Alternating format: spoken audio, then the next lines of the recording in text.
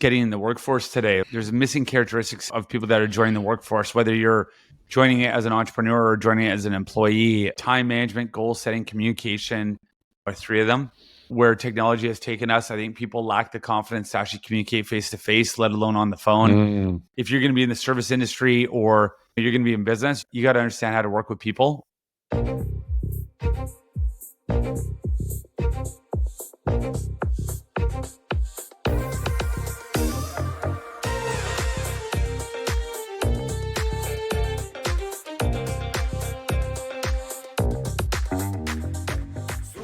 Welcome to Super Entrepreneurs Podcast. I'm your host, Shahid Durrani. Today we have with us Curtis Christopherson. Curtis has 20 years of qualified experience in health and fitness industry, founder of WRKOUT and owner of Innovative Fitness. Welcome to our show, Curtis. Yeah, thanks for having me. My pleasure. So you spelled it WRKOUT. That's right. Yep. WRKOUT.com. So still pronounced workout. Yeah, it is. Yeah. Okay, cool. So I switched up my routine this week. I started doing yoga. What are your thoughts on yoga for physical health? Oh, at the end of the day, it's not only is it a long-lasting program and practice, but for mobility and flexibility, the older that we get, the more important it is. There's studies that show that if you can't get up and down from the floor and have the hip mobility that you need, that's a primary indicator of longevity. So I totally support yoga, and I'm happy to hear that you incorporate that into your practice. Yeah, I had the band of one of our guests here on the show. I didn't buy his actual product. I got another one, and it's pretty much the same concept, but they're bands with a bar. And I've been using that, and then that's exactly what happened. My sister shared a post saying that do this test. If you could pass this test, that means you're going to have no issues when you get older in the more senior years. So I couldn't do it. And then I said, okay, maybe I need to switch over to more flexibility driven strength type of workout. And I said, hey, yoga might be a good thing. So actually done my third day today. So another day, and then we'll see how next week goes. Yeah. Awesome. Yeah. So tell me, moving from a traditional fitness model to a digital platform like WRKOUT, how do you see this type of innovation in the fitness world? How is it helping or impacting people? Yeah, I've been in the health and fitness space for the last 22 years as an entrepreneur. And when you look at the fitness industry, it's obviously a long-lasting industry from the standpoint of being physically healthy and fit and sports, but it's not like most industries, whether it's the accounting industry, the finance industry, that technology has essentially supported those industries for a long period of time. Some of those industries have had great technology opportunities 15, 20 years ago. In fitness and the health and wellness industry, I think technology is just arising, and it's only going to grow further and further, whether it's through data collection, whether it's through how we look at our blood profiles, all the way to platforms and tools that allow us to run our businesses more effectively and efficiently. So I think COVID and the pandemic accelerated platforms like WRKOUT. Yes. It helped because out of necessity, it was one of the biggest industries that were impacted. And when fitness professionals and wellness entrepreneurs didn't have a home or their physical locations were closed, they had to rely on digital products to connect with their consumers. And so I think it's only going to accelerate even further. It's an industry that's growing rapidly. The consumer is continually looking at their own health and wellness. And so I think technology has to keep up with the demand in the industry.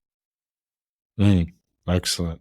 So I was impressed when I read that you're Canada's top trainer, which is pretty incredible. So how do you mentor and help teams that are over 1,000 trainers? How do you help them excel?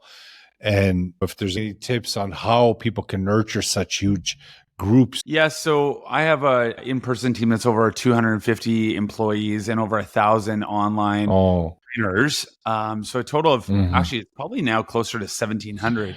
And I think at the end of the day, technology, whether it's Zoom or other connected broadcast solutions that allows you to connect with people all around the world. And we have trainers in most continents. And for us, it's important that we educate, inspire, and motivate these individuals that are either cutting their teeth in the industry and or are experienced entrepreneurs themselves. And we train and work with and have people that work with us that have some of the best athletes and some of the best celebrities that they train, and they're still working aligned with our brand and business. But it's a challenge, that many people, but you now in today's world, whether it's webinars or one-on-one conversations through digital media such as Zoom, that we're able to obviously have these connections to motivate people and inspire them to run their business.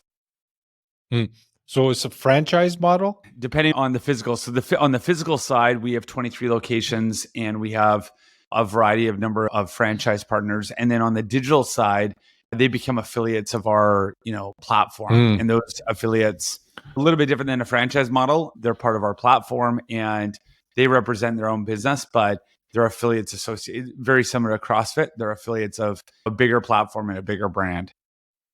Being affiliate, does that mean they have to actually do work in that business? Meaning, do they actually have to provide a service, or they're just sharing the opportunity? A little bit of both. Like they obviously have to deliver a service, but how we actually hold them accountable to how many services they do and the number of hours and who they work with is all up to them. For us, they utilize our technology and we support them with not only the tools and the platform to effectively run their business, but also at the same time, we support them on building their business, gaining customers, things like that.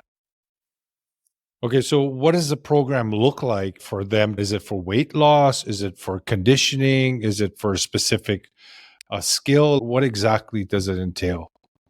Yeah, the great thing about wellness and particularly in the fitness industry is that most either online coaches or personal trainers are catering to the needs and goals of the customer. So like we have a variety. We have some of the top golf coaches in the world that coach some of the highest profile PGA players, all the way to someone that's looking to get off the couch and lose the last 10 pounds. It depends on the customer's goals, needs, abilities, interests, injuries, physical history. And so it can be a range of things that our trainers work with people on. Cool. Consistency is huge. How do you keep things consistent across that many locations and that many partners? Is there any major lesson that you learn while expanding? Oh, yeah. It's one of my favorite books is The E-Myth, and I've read it like 3 or 4 times. It's one of the driest books and the first book I read in business. But, that motivated us to systemize a personal service as much as possible. Everything from how people answer the phone all the way to how people are greeted when they walk into the physical location or online for that matter. And are we 100% all the time? No. Do we have to continually remind and enforce and support the similar messaging so that there's consistency? 100%. And the reality is that I think leadership, just like fitness, there's discipline that's required to be consistent. And those are the two major things in business and life. In order to be consistent, you have to be disciplined, and you have to have discipline to be consistent. So those two things are super important. And I think you need to do that. If you're going to be great in business, you got to be consistent as well. Yeah. So mindset is a big component of this as well, right? Oh, for sure. Yeah. I always say mindset over mechanics. Yeah. Yes. Said. So you have that incorporated with your new partners and franchise owners, for example? For sure. Yeah. Yeah. We talk about that a lot. And once again, I relate fitness into business quite a bit. A lot of times from a leadership perspective, we can go and give tactics or tools, or it doesn't matter what industry. And the reality is that a lot of times people need the mindset to actually do the work. And it's the same thing with fitness. If you look at fitness and wellness holistically, you have physical over here, and then you have social, spiritual, intellectual, emotional. Like that's mental. That's all the mental. Yes. And I just said 5 spheres, and 4 to the 5 are mental, 1's physical. And so I always challenge wellness professionals that if you only focus on the physical. It's like focusing on the mechanics. And yet the mindset and the mental are 80% of the battle. And so it's the same thing with leadership and business. At the end of the day, how are you inspiring and enrolling people into your vision versus actually tactically, in my industry, teaching people how to be good trainers? There's one side of running a process, showing up and delivering a physical service. And there's another side that how do you enroll employees, franchise owners, affiliates into a bigger vision purpose? So it's, I definitely agree. We say that success is 90% mindset and 10% strategy. There's some that even say 97% mindset, 3% strategy, because the mindset component is the engine, the heart, the power behind the venture. And then you figure out the rest. You'll figure out the rest. You'll get if you have the right mindset. So that's great. If you had to do this all over again, can you share what would be your number one go-to technique or strategy to get the growth that you did this time around?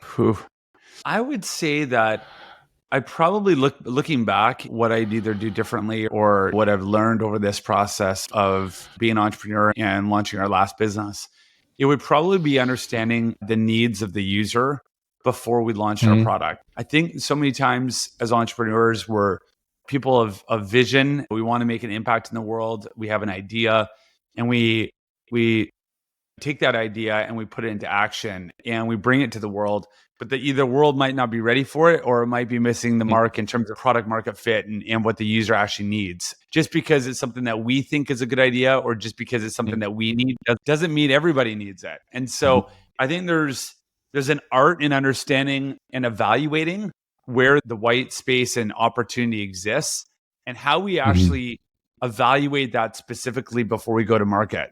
Because I think we waste, in the digital world, you waste a lot of time, energy, and resources trying to find that fit before evaluating it, or when you could have evaluated before you actually went to market. That's quite common, Curtis. In business, we get very much emotionally connected to the idea, and we fail to sometimes even study the market, like you mentioned, to see if it will be accepted, or maybe there's some changes that need to be made to that idea. But it's unfortunate because we end up wasting a lot of time that way. Yeah, for sure. So scaling a business is exciting and challenging. Can you share a challenge that you faced that was unexpected when you were growing this business, and then how you handled it? Outside of the pandemic? Outside of the pandemic, outside of that. You know what? I was 21 years old, or 22, actually 22. I was 22 years old. I came home and I told my parents that I was going to take a $450,000 line of credit out to start my business. And that's, in today's world, that's $1 million and a half dollars that I decided at 22 I was going to take out as a loan to start my entrepreneurial journey.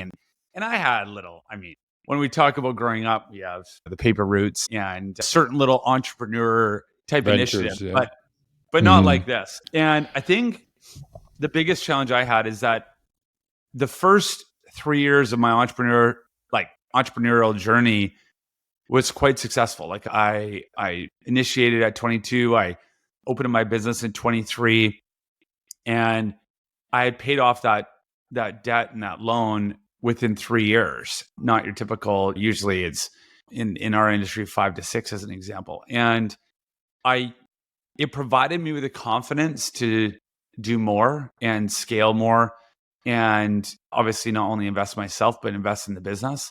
But it didn't always come that easy. And I think on one side, if it didn't do well, it would have taught me that a little bit earlier on. It would have taught me a little bit more struggle, the impact, how difficult it can be. But on the other side, if I didn't have the success I had early on, I might have not had the confidence to go and do more. For me, I look at it, nothing's free and nothing is generally easy. And the faster it rises, usually the faster it falls. Quickly after those first 3 years of growth and success, I witnessed at that time, I was probably 26, 27. I was employing people older than myself, and I didn't have the professional maturity to really handle some of the relationships in the business, whether it was our teammates or clients. In our industry, it happens all the time that people evolve in the business. They have relationships with the clients, they move on, and they take the clients. And I don't think professionally I was mature to deal with some of those exits and transitions. And so I look back and life is full of a lot of lessons, and same with the entrepreneurial journey. So but I was young, and I think you got to learn that lesson at some Good. point. I feel like, Yeah. Better you learned it then. yeah, exactly. Yeah. No, that's great. So you have a lot of various types of experiences from your journey. What do you think differentiates a health and wellness individual as a successful business owner and not so successful? What habits or what qualities that you notice that set them apart, the successful ones? Yeah. I talk about even just getting in the workforce today. Like, I think there's missing characteristics of people that are joining the workforce, whether you're joining it as an entrepreneur or joining it as an employee. Time management, goal setting, communication are three of them. I think where technology has taken us, I think people lack the confidence to actually communicate face to face, let alone on the phone. And I just think that is a skill set that if you're going to be in the service industry or you're going to be in business, you got to understand how to work with people, and communication is a big part of that. So that's, I'd say, number one. Time management. I think if you want something done, give it to a busy person, as they always say. From a time management perspective, I think it's incredibly important that people manage their time. Business is not 9 to 5 anymore. And so it's already difficult to manage a life outside of work. And if you aren't effective with your time, your calendar, and how you get shit done, by the end of the day, I think that's going to be a key characteristic on the success people have. Goal setting. A lot of people aren't really great at goal setting. And I think goal setting comes down to not just your physical goals and not just your business goals, but your life goals. What does that look like? And I think if people don't master the skill of goal setting, then they get overwhelmed because they're doing too many things at once, or on the flip side, they're becoming complacent and they don't know how to actually reset or restart new goals, whether it's in a business or in life. And so those three areas, I think, are three areas that I think early on set people apart. And then to the point of consistency and discipline, in order to be consistent, you got to be disciplined. And if you're not someone that has the discipline to be consistent, that's what a lot of life is all about. Whether it's building trust all the way to executing a plan, you have to be disciplined to be consistent every single day. I like the point about the goal setting, because majority of us have goals, but they're quite broad. They might be, I want to be successful. And I had that type of a goal as well. And in our program, what we do with our students is we clarify that first, because we are goal-seeking organisms. We need to have a target. We need to be going after something. And then we need to make that a believable state. We have to make that a new self-image with our subconscious to believe that it's possible.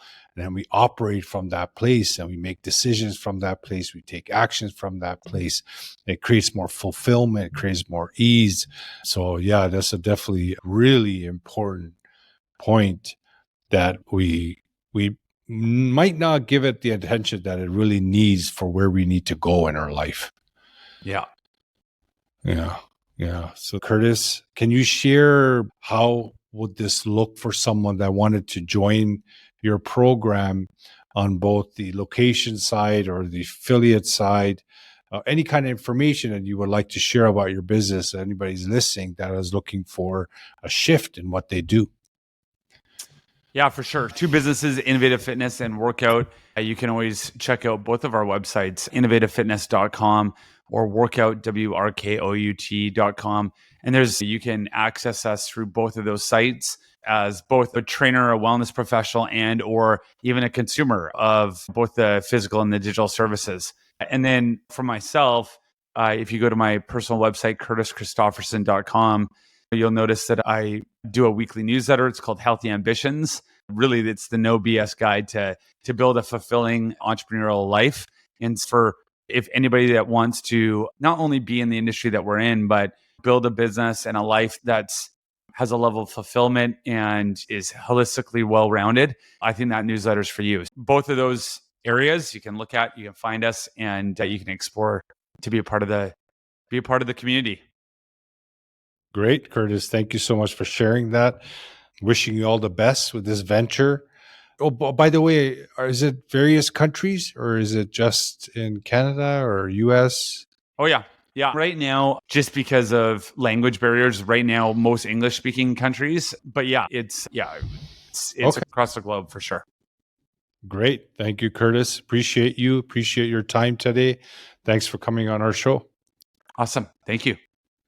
Audience, thank you for joining us. If you listen to this episode, leave us a feedback. Tell us how you feel, any recommendations, suggestions, or if you enjoyed the episode, if you learned something new, please let us know. If you're watching this, remember to subscribe if you did and turn the notifications on so you get more of these wonderful guests that we bring on the show. And I appreciate you guys. Thank you for joining us, and we'll see you next time.